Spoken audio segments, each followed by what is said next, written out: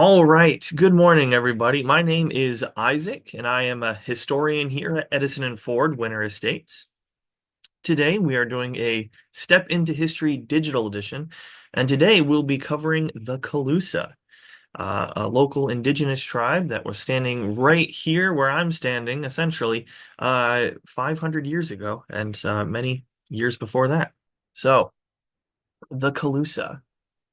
First, I want to start with history, of course. History is written by the victors, as they say, or in some cases by the survivors. How do we know about the Calusa? We know about them from the artifacts that they left behind and geological digs undertaken in Florida. We know about their interactions with other people as well, these other people who would then actually write down that history. Specifically, most of the history that we know about the Calusa was written by Spanish explorers, and therefore most of it is also from Spain's point of view. The Calusa themselves did not have a written language. All right, first and foremost, the Calusa. They were the people of the estuary. And so essentially, the Calusas were an example. Not very often are there a lot of examples of this, but they were example of a non-agrarian sedentary people. That means that they did not cultivate crops, they did not plant crops and participate in agriculture, but they also weren't nomadic. They did solidify themselves in one spot. They built up and around. They built a capital city. And so they essentially relied on nature around them to get them the food and things that they needed. So specifically, they relied on estuaries, the estuaries of Southwest Florida. An estuary is a tidal mouth of a large river where it meets the sea, and essentially this is brackish water.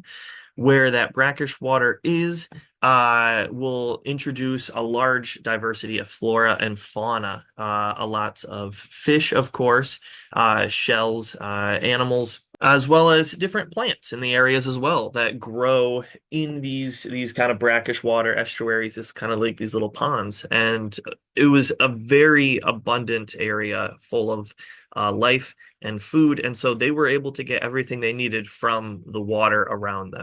And so for food, again, while not planting crops, they would still harvest wild plants that they found seasonally. That's as easy as knowing when the berries are going to come in, a certain time of year. We know that the mangoes are going to come in at the end of springtime. And so it was the same thing, where they just knew when these plants were going to come. Otherwise, they were avid fishermen and hunters. They used nets, like in this image here. They also used bows and spears. Food would include fish, shellfish, deer, duck, turtles, raccoon, berries, seeds, papayas, chili peppers, squash, tea, and tobacco. From some of the Spanish that lived with the Calusa for many years, we know that they even at sometimes ate multiple different types of reptiles, including alligators. And so eating alligators in Florida, that's a, time-old tradition. Now, their range, they were pretty well spread out. They were primarily focused here in Southwest Florida. And so this is a map of the Calusa chiefdom and its sphere of influence. So as you can see, they're mostly on the southwest coast here, going all the way down, essentially, toward the south coast there.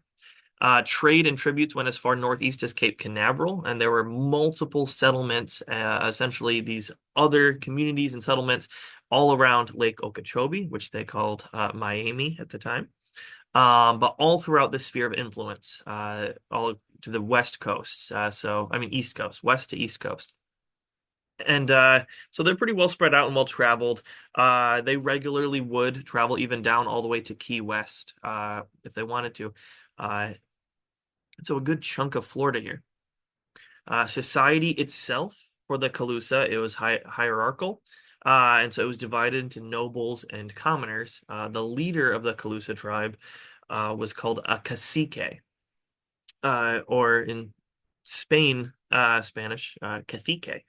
And it was a Taino word that the Spanish would later adopt. And so it's kind of a word that they gave them, but it kind of worked out. So essentially, that was a type of chief. There were three primary leaders: the cacique, the chief paramount of all of the Calusa kingdom. There was a spiritual leader then, and there was a military leader for wartime. The leadership was seen as spiritual, kind of given by the gods. And so if the leader prospered, that means so too would the land would prosper. And so because of that, a lot of these Calusa and different settlements made sure that the leader was happy, because for them, making sure he's happy is making sure everything's happy. And this is a pretty cool image here. I believe this is actually was an exhibit or is an exhibit down at the Mound House. And so this is the chief there. Looks like receiving tribute. And then speaking of the chief or the king, and so this is an image. This is Carlos. Now there, of course, were many caciques throughout the years, but during a lot of the time when Spain was in Florida, this gentleman was the cacique. So as you see, I have Carlos, the man, the king, and the city. They frequently would use the same words for multiple things. And so he was the cacique of the Calusa during the time of Fontaneda and Menendez de Avila. And so I'll talk about these two gentlemen later.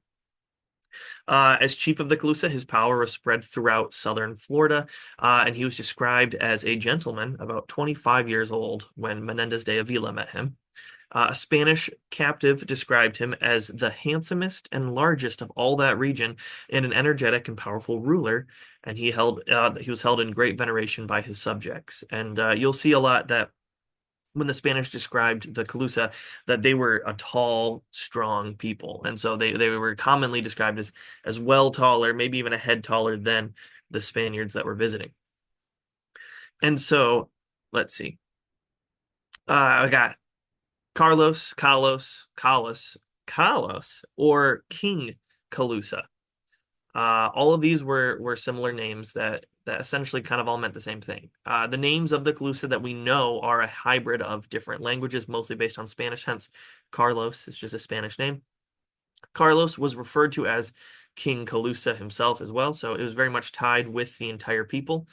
Carlos may have been a title, as frequently he was referred to as Carlos, his dad was referred to as Carlos, and the capital city, which was found near Mound Key, near Fort Myers, was also called Carlos. And so a lot of times, if the Spanish were taken to Carlos, that meant not only were they taken to the leader, they were also taken to this capital city as well. And so uh, uh, Juan Rogel, a Jesuit missionary that would visit the Calusa, noted that originally the chief's name was not Carlos, but Calas, whom the Spanish, corrupting the word, called Carlos. And then John Swanton, an ethnologist, sorry, linked the Calusa with the Choctaw, noting that the original name suggested the Choctaw word "calo," meaning strong, powerful, or violent. And so essentially, the name really insinuates power. Carlos. All right, and so this is a pretty cool map of the indigenous peoples of Florida at the time of European contact. And so here we have the Calusa, and kind of like their main domain right there in Southwest Florida. But there are all also a couple other tribes. There's the Ais on the East Coast there, and then the Tocobaga, which is up near the Tampa Bay region. And the Tocobaga and the Calusa were not on good terms. They were rivals for many, many, many years, and they saw each other as enemies. All right. Now, an important part of the Calusa is mounds. The Calusa were experts in building mounds. I kind of have this picture here in the back. You can see of this large flat mound with a structure built on top of it. These were built primarily out of seashells. And if you guys have ever visited Southwest Florida, you might know that we have an ample amount of seashells. Sanibel, shelling capital of the United States. It worked well because it was essentially debris that they used when they captured shellfish and then they ate the shellfish. Then they could essentially use these shells for another more useful purpose, and that was for building. And so They would build all these different types of mounds, large flat type mounds like the one in the image, rows of conical mounds, semicircular and parallel ridges, and canals. The mounds covered areas as large as 50 acres, so huge mounds. These mounds were raised which helped to combat flooding and storm surges. Hurricanes are no stranger here in Southwest Florida, and the Calusa themselves had to deal with hurricanes all the time, and this worked out pretty well. Get to high ground when the area floods, you're of course high and dry. It helped to divert water in the estuaries, and so these estuaries they could build mounds, and then essentially they could wall off certain areas with these mounds and let those areas kind of develop. Plant life, fish life, whatever they wanted. Kind of, I read one article that was similar to animal husbandry, but kind of not really. And also, it could be seen as a display of power, being risen above the rest of the people. Florida, famously, a very flat area down here, and so if you're high up in the sky, people can see this. And sometimes the mounds even acted as burial sites. As many mounds that have been discovered did feature the remains, human remains. Now, they have been described throughout history as a fierce people. Fontaneda, again, I'll talk about him shortly. He translated the name Calusa as meaning a fierce people. They are so called for being brave and skillful, as in truth they are. Kalos were reckoned the bravest of all that region. That was two Spaniards that were held captive by a tribe near Jacksonville, even would say that. So they knew that. They were obviously well known. Again, Father Juan Rogel, he would describe the Calusa as energetic, turbulent, and intractable. And then this one, again, I said things were from the Spanish point of view. This was a Spaniard that was on the trip with Ponce de Leon, who helped discover Florida. And he described the natives of the land were a very austere and very savage and belligerent and fierce and untamed people, and not accustomed to a peaceful existence, nor to lay down their liberty so easily. And so you can see that Spanish point of view there. That guy specifically, not a big fan. That whole adventure, I'll talk about shortly as well. Warfare. So the Calusa, they were these fierce people. How did they fight? They were trained in spears and bows, and they were capable of fighting on land or on sea. Marine warfare, they would ambush larger boats in canoes, bringing out multiple archers on these canoes, kind of like you see in this photo here. They also utilized poison sap from the manchineel tree, which is can be found here in southern Florida, known as the beach apple or the little apple of death. The sap from this tree, once you get it in your blood, you will not live very longer. It is quite poisonous. Now, beliefs. The Calusa did have their own belief system. They believed a man had three souls. They had one soul in his pupil, and so they always talk about looking to the eyes of someone, seeing their soul. They had one in his shadow, and they had one in his reflection. And when someone dies, the soul of the pupil stays with the body. So that way the living can commune with the body for advice. And so that's seen as possibly one of the reasons why they buried Calusa in mounds, is that way the spiritual leader could then go to these mounds and commune with the dead. The other two souls then would leave the body, the reflection and the shadow, and make their way into the local animals. And so they did talk about that essentially because of this, if those animals then died, then those souls would be lost.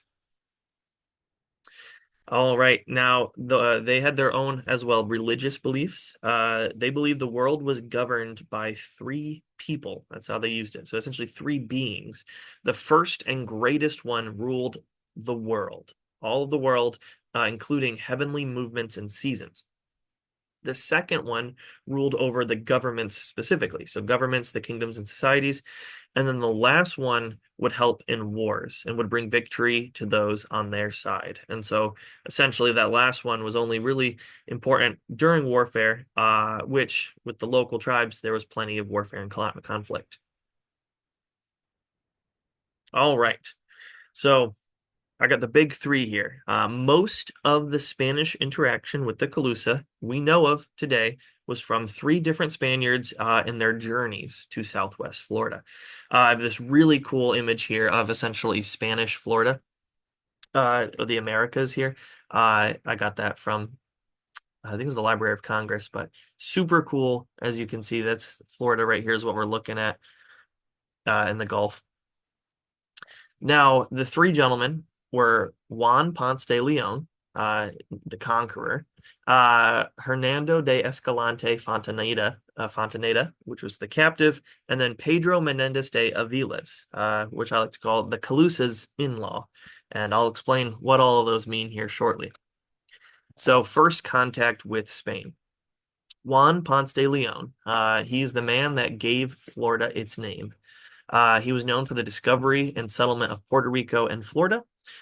He would later become governor of Puerto Rico. The King of Spain would send Ponce de Leon throughout the region in search of gold and other metals and profitable things. Now, you might hear about Ponce de Leon and the Fountain of Youth.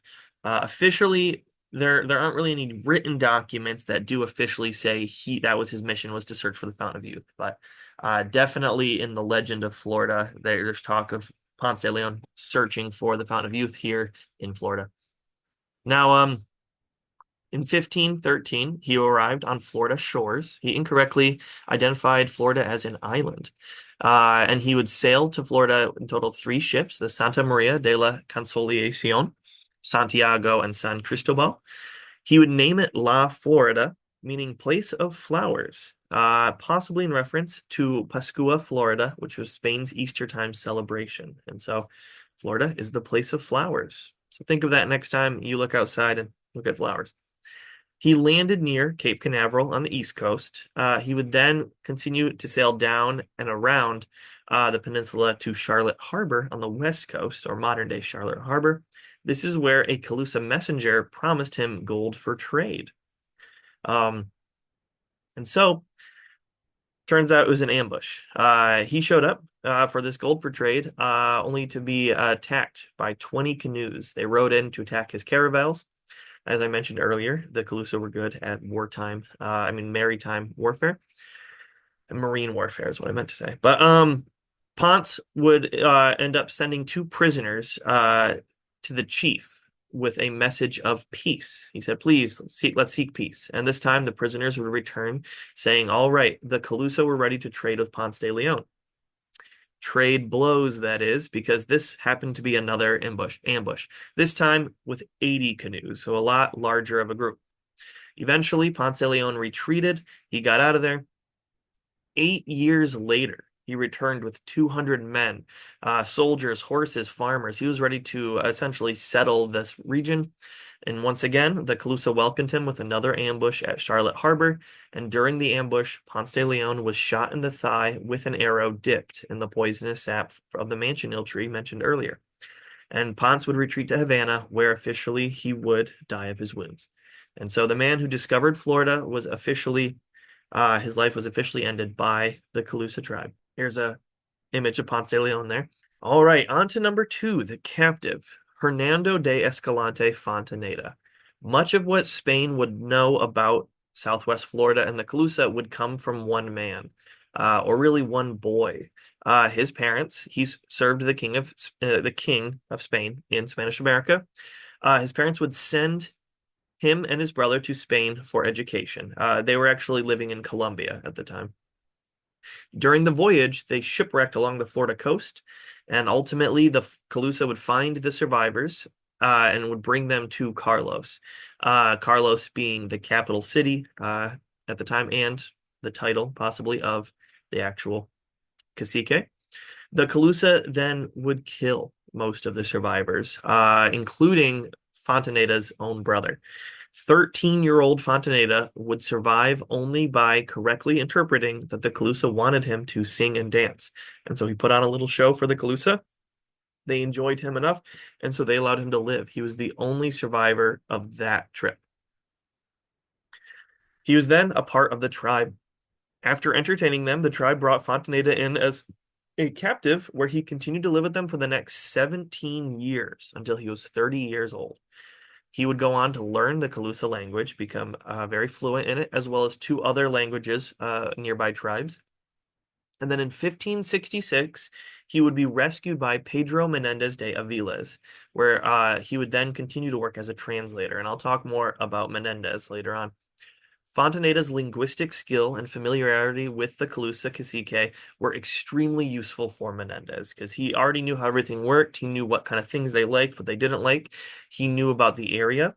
And eventually he would return to Spain, where he would go on to write his memoir. And so Fontaneda's memoir is a pretty famous document they have up in Spain. You can find translations of it on the internet. And he would write as well an additional four documents, all of these multiple pages long and pertaining to the indigenous life of Florida. He talked about the local wildlife. He talked about the different tribes. He talked about their habits, what they wore. And so it's because of him that basically Spain had such an idea of what was going on here. And we knew a lot of their history as well. Now, just I mentioned earlier that they would eat raccoons. I just thought it was entertaining reading his translated memoir. But he said when he was explaining the animals they have here, he said that they have foxes, but they are round, fat foxes with stripes on their tail. And so, of course, he was referring to raccoons. But I just thought that was pretty silly. All right, on to Pedro Menendez de Aviles. If you've been to St. Augustine, you might have heard this guy's name. And so he lived from 1519 to 1574. He was the founder of St. Augustine, the oldest continuously inhabited city founded by a European in the contiguous United States. There's a lot going on there. And so I believe that is because uh, there was a lot of different communities continuously inhabited in the United States. This one happened to be founded by a European and it happened to take place specifically in the United States itself, and not just, in our territories, Puerto Rico, or Hawaii. Now, he was the first governor of La Florida, so the governor of the state that we would later just call Florida. In 1563, when he was in Spain, his son, Admiral Juan Menendez, would unfortunately be in a hurricane off the coast of South Carolina and would be lost. And so when he came back to Florida, he would find himself essentially looking for his son. And he knew that there were local tribes that regularly would, seek out these Spanish shipwrecks and take prisoners as well as, scavenge for any kind of supplies. And so he would search the coast of Florida and he would find his son. This is when he was introduced to the Calusa. While hoping to find his son alive and a captive, he did not. He did, however, find a different captive, and that was Hernando de Escalante Fontaneda. Now, I have a lot of information on Pedro Menendez, and I read a really handful of great articles about this gentleman, and I wrote a lot down here. And so, just a heads up, but I did have to hold back because I couldn't tell you guys a whole book. All right. So ultimately, Menendez would order a meeting between the Spanish and the Calusa. Initially hostile, the meeting would end up peaceful. You see, the Calusa were fully ready to do the same ambush that they did on Juan Ponce de Leon, about 50 years prior. But they did show up with a large group of archers and canoes. But Menendez was able to kind of fortify the position defensively. Eventually, Menendez was able to lure Carlos onto the ship, him and his lieutenants. He offered him gifts. He offered him clothes. He offered him food as well. The food was quite delicious. I'm told biscuits and honey was one of the food. In return, Carlos would give the Spanish a bar of silver that they had actually found on a shipwreck previously, and he would ask for more things and more to eat. And so Menendez said he didn't have enough for everybody, but if Carlos and his lieutenants and his officers decided to join him on the ship, then he could feed him. And so he brought him in. They fed him, and then it turned out that it was a maneuver, and he surrounded the cacique with all of these soldiers. Menendez would then ask for Spanish prisoners and to see and that if Carlos did not bring them to him, then they would put Carlos and his men down. Menendez would tell Carlos, he said he prayed that he would follow orders and that they could bestow many things in exchanges and that he would become his great friend and brother. Uh, put a pin in that. That's going to come back later.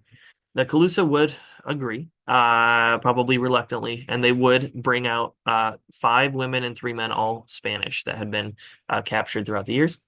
Now, Menendez was then invited to Carlos, the city, again, estimated to be found near Mound Key, near Fort Myers. And this is where Carlos would kind of turn the tables on things. He would do this whole public presentation. He would feed Menendez and a lot of his men. He put them into this basically this longhouse, and he would, in front of all these Calusa, hundreds and hundreds of people, he would claim that Menendez was to be his brother, as Menendez had said earlier, and because of this, Cacique Carlos offered Menendez his sister to be the Spaniard's wife. Now, this would complicate things a little bit because Menendez was already married and a devout Catholic. The Catholic Church was not too into the idea of having multiple wives, but essentially the pressure was too much. Menendez would go and talk with his own officers about it, and they essentially said, "There's really nothing you can do. Like, we're outnumbered. You're just gonna have to do it." And it's like, maybe you can make sure that she's a Christian. Like, you can kind of do the Lord's work. And so, because due to the pressure and threat of force, he agreed. And Carlos demanded that that evening that they officially uh, get married and complete it by officially resting together over the night. Now, Carlos was hoping to build an alliance with Spain through marriage and blood. He figured if he gets one of these, Spanish commanders, this guy who was governor of Florida, if he got him to marry his sister, then they would be brothers. He would have a lot of power then with Spain at his back. So Carlos, pretty smart guy, business acumen especially. Um, that way, he'd have more power over in Florida against other tribes and even other rivals within the Calusa, because he did have his own rivals in the own tribe that also were seeking the throne. The wedding would be official, and that night, Menendez would rest with his new second wife. They did not gain any nieces or nephews. Carlos did not get any nieces or nephews. Menendez, after that, he would drop off his newly christened wife named Dona Antonia and drop her off in Havana, Cuba, and then he would leave for Spain. And she knew the role she had to play. She knew that she really wanted to have a kid to basically preserve this alliance, but ultimately she never would get a child out of that union. Um, Menendez sought then to kind of convert the high-ranking Calusa. He wanted to make sure that they could be Christian, and that was a lot of these deals. He was like, if I'm going to do this, you have to be Christian. He brought in a lot of Jesuit priests. He brought in crosses. However, they did not turn so easily, and a lot of the Calusa did not take it seriously. Now, I could talk about what these two gentlemen did for the next hour. There's just so much information about these gentlemen and Menendez's interactions, but ultimately, Carlos, I mentioned earlier, he had a rival, and that was a man named Don Felipe. At least that's what the Spanish called him. And he was a rival to the throne.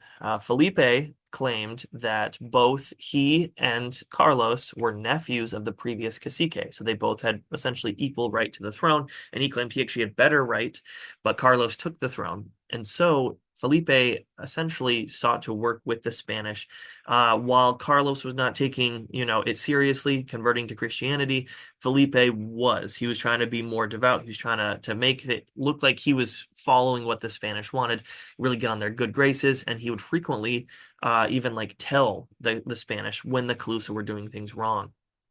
So he was really trying to pick sides. And it would really kind of come to a culmination on a trip to make peace between the Calusa and the Tocobaga, the tribe up by Tampa. Menendez brought Carlos and a handful of the Calusa up there. This was a peace mission. He wanted to form peace, but Carlos, he was pleading. It said he got down on his knees and he pleaded, please, please let me attack the Tocobaga. He did not want to make peace and break bread with these neighbors of his. But Menendez denied him this conflict.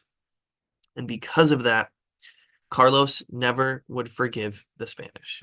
They sought peace with the Tocobago. They went back home, and after that, Carlos was essentially like, "You are no brother of mine." He would turn on them, and he would order his people to attack them. And so a lot of the Spanish were driven out. Even a lot of the priests and churches were driven out. This officially ended Carlos's alliance with Spain. Don Felipe would essentially continue to tell the Spanish the bad things that Carlos was doing and plots that he had against the Spanish. And it led to a moment where a Spanish captain, Francisco de Reynosa, would actually come in. Felipe would tell him what happened, like this plot that was going on, and Francisco would come in and he would end Carlos's life. And so officially, Carlos would die. Don Felipe, because of his kind of social power, he was able to be put in position, and now he was the cacique of the Calusa, but it would not last for long. You see, Don Felipe was trying to follow the Spanish's rules, and the Spanish had a few rules, such as you only take one wife, you don't have multiple wives. Tensions would rise then because that was what the Spanish wanted, but then Calusa tradition was that the cacique specifically would take in wives from multiple different towns. As they would spread all over southern Florida, these other towns would send tribute to the cacique, and each town sent a wife, so that way essentially they could build this bond between the capital city and all these other small towns. And this led to a lot of the other communities and settlements getting pretty upset with Felipe and the Calusa. Some would start to riot and rise against the Calusa. So things were starting to fracture. And it would hit a point where essentially he had to choose between the Spanish or the Calusa. Felipe chose the Calusa, and he would turn against the Spanish as well. And this time, Menendez, who is, governor of Florida, he was just kind of tired of all of this. And so he would send his nephew in to work justice on Felipe. And officially, his nephew went in with some Spanish, and Don Felipe was also taken out of the picture.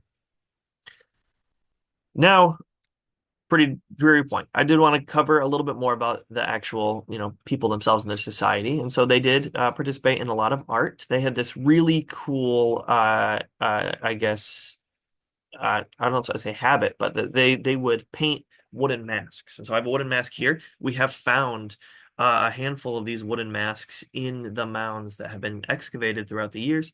Some have been slowly deteriorating as a lot of these were kind of in muddy, watery ground and they're made of wood.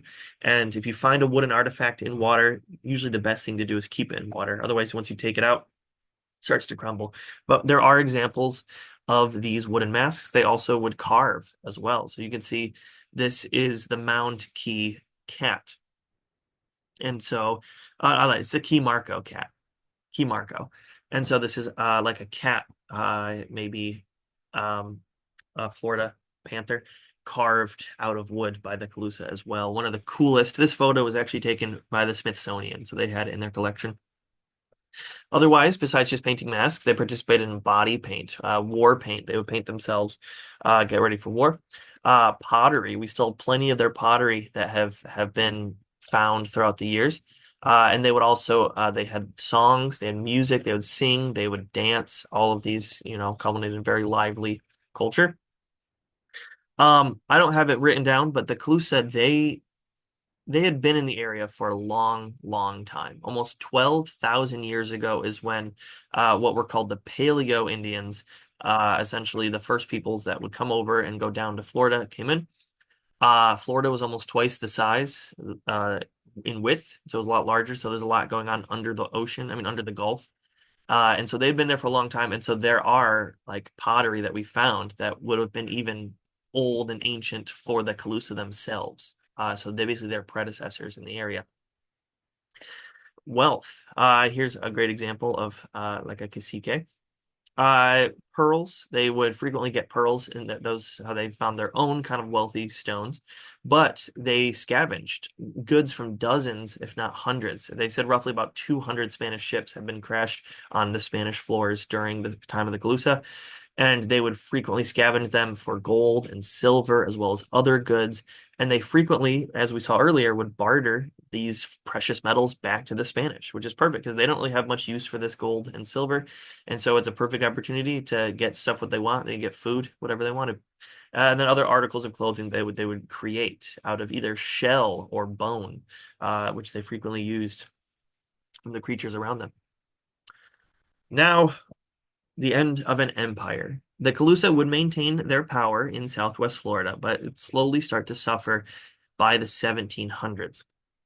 Disease introduced by the Spanish, smallpox and measles spread through the area. They did not have the immune systems to survive these, and unfortunately, a lot of the Calusa, uh, which unfortunately was common for a lot of the people in the New World, would die from these diseases, as well as a lot of them would get attacked by other tribes. So in northern Florida and even further north in the Carolinas, we have the Creek and the Yamasee tribes. They allied with the English that were now fighting with the Spanish. And so it was these tribes of the English. Spain kind of was still in Florida at the time. And so as they were pushing into Florida, a lot of these would come, these tribes would come in and they would actually enslave and bring the Calusa back to the Carolinas. Eventually, many Calusa died or left. In total, 270 of them are recorded as traveling to the Florida Keys and then further south to Cuba, where then about 200 more would die of illness. And so a very small amount made it to Cuba. The Calusa as a people no longer existed in Florida by the 1760s. Now, this doesn't speak for if they continued to have descendants in Cuba with the local populations. There hasn't been too much blood work done to kind of try and figure that out, as well as talk of them kind of interlocking with other local Florida tribes. There is talk, I don't have proof of it, but there is talk that they integrated some with the Seminole tribe, and that there's talk among the Seminoles that if there's particularly tall members of the tribe, they might have Calusa blood, is from one thing I read, but I I didn't put it down here. And then they even say down in the Keys, just some survived as fishermen and traders that were down in Key West and the other Keys. Now, what remains of them? So they're gone, but the stuff they built have still survived, a lot of it as well. So Mound Key, we have a really cool image here, kind of a topographical image that we could see of the altitude and stuff of these mounds, this main canal. And so this is where it's believed that the city of Carlos would actually be in Mound Key, kind of near Fort Myers here. You see two mounds right there, huge shell mounds, and you can go. It's a national park, Mound Key, or a state park, I believe. But we are still finding artifacts today. I was reading an article, and in the 90s, somebody bought land and they were excavating the earth to kind of landscape their property, and they ran into a bunch of shells, just thousands, millions of shells. Turns out it was an old Calusa mound that had been basically taken over by earth. And so the owners of that property were actually very, very generous enough to, I believe they donated the land to um, the state of Florida to actually work on it. And so that's how we actually got a lot of artifacts were from this private land. And because of that, their history is still being written. We're still finding things out about them little by little. There's so much kind of unknown here in Florida. And so it's just kind of cool to see that, back then there was one memoir is really what people knew about the Calusa. Now there's a lot more. All right. And their legacy. So I'm just going to bring this slightly back to our actual property today. This photo here, this is actually a photo this is part of our Mysore fig tree on Henry Ford's property. And so this is the Calusa Hatchie. So first, we got San Carlos Bay, which is a bay off the coast here of Florida, named after Carlos, either the cacique or the city itself, as well as our very own Caloosahatchee River. The Calusa spelled with two O's instead of a U, but the Calusa is named after the Calusa, and Hatchie comes from the Seminole word for river. And so every day I go out, I give tours, and I talk about the Caloosahatchee, and every day I mention that Where we're standing is essentially would have been the domain of the Calusa, and that the river was named in part by them. So the river of the Calusa. All right. Now I do have these are my works cited here. I got a lot going on. There's got the memoirs. There's a lot of really cool articles that are archaeological digs where they found basically different artifacts. Um, Michael Grunwald's The Swamp, which is about Florida and the Everglades, goes into depth a lot about that, about the Calusa and kind of the area at the time. And there was this really great article. It was from 1980, but from Stephen Edward Riley. At the bottom here, it's A Marriage of Expedience, the Calusa Indians and their relationship with Pedro Menendez de Avila's in Southwest Florida. And that is where I got a lot about Pedro Menendez de Avila's. And it was a really good read. And you can get that PDF. Uh, you can read it on the internet. But on that note, I do want to thank you all for listening. All of you have a fantastic evening or day, I should say. And thank you once again.